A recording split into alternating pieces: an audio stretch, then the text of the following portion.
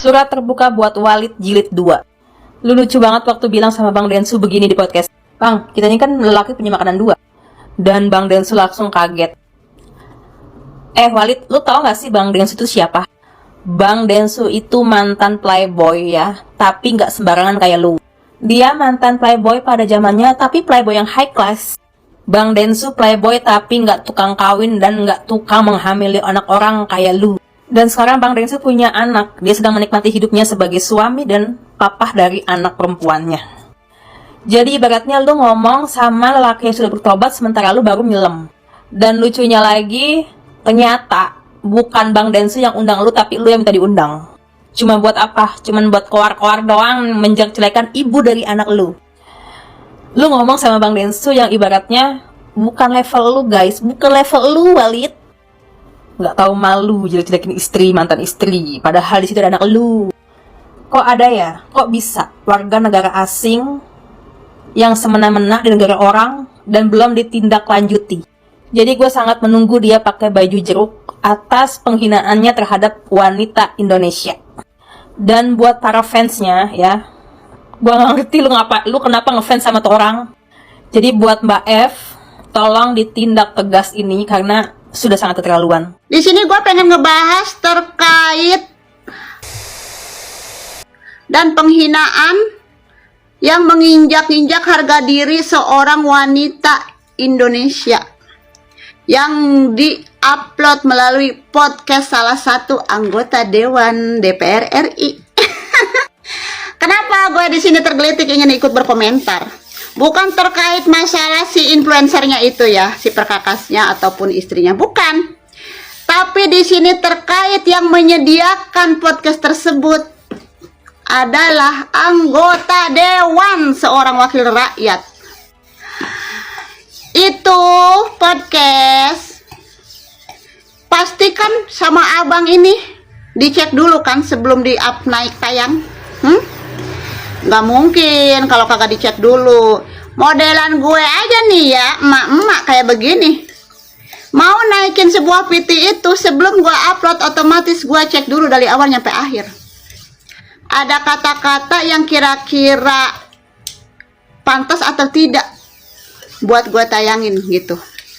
Lah ini mah udah podcast gede, udah akun gede, YouTube lagi, nggak mungkin kalau kagak dicek-cek dulu sebelumnya. Sayangnya di sini kenapa hal tersebut harus abang angkat, harus abang tayangkan? Kenapa kagak abang cut? Kalau dibilang abang buta hukum kagak mungkin. Abang ini buta hukum. Soalnya abang nyampe bisa kepilih jadi anggota Dewan DPR RI, otomatis abang sudah mengerti dong terkait hukum-hukum di Indonesia ini.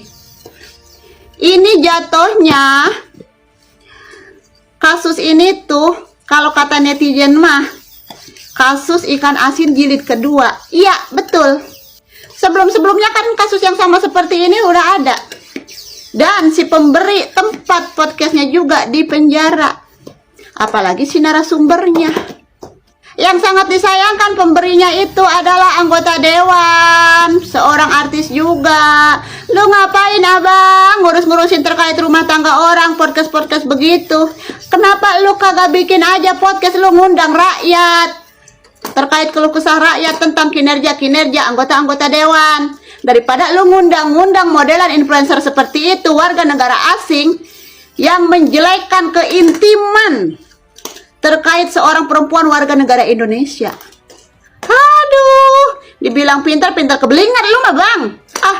Jadi nih ya, sekarang wajar rakyat-rakyat yang di bawah pada speak up, pada teriak-teriak terkait kinerja anggota-anggota dewan. Nah, seperti ini.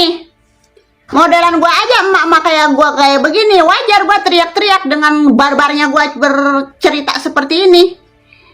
Ya karena kinerja anggota dewan itu tuh sekarang udah nggak sesuai dengan tugasnya dia gitu loh. Masih aja sibuk-sibuk ngurusin terkait rumah tangga orang. Udah gitu ditayangin lagi. Udah apa?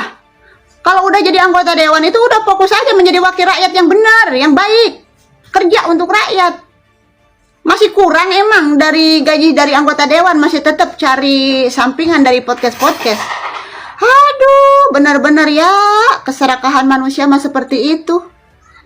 Udah jadi anggota dewan dengan berbagai gaji dan fasilitas yang cukup mewah, tunjangan-tunjangan yang gede, masih aja kurang, masih aja nyari sampingan melalui podcast. Mending lagi kalau podcastnya podcast mendidik. Lah ini podcast kayak begitu menginjak-injak harga diri wanita Indonesia. Masih ditayangin.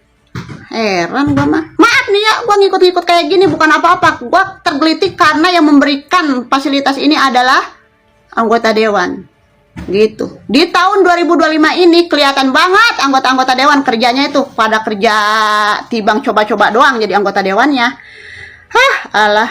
Bener-bener udah gua mah kayaknya nanti di 2029 ogah gua.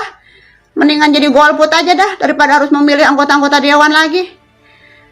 Pada kayak begini. Udah, bye.